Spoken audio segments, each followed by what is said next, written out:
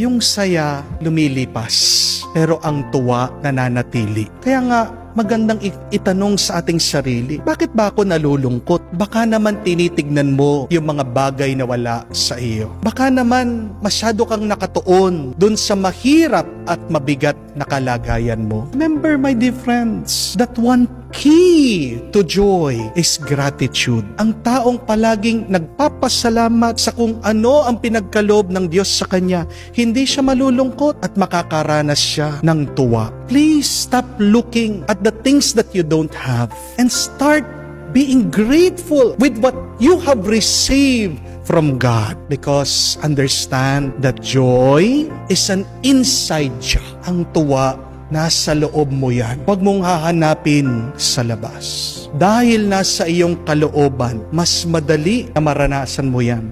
Dahil ikaw ang pumipili dyan. Oo, alam ko gusto niyo po magkaroon ng magandang buhay. Magandang bahay, magandang trabaho, magandang kalagayan. Hindi po masama yan. Pero bago mo hanapin na pagandahin ang iyong buhay, pagandahin mo ang iyong kalooban.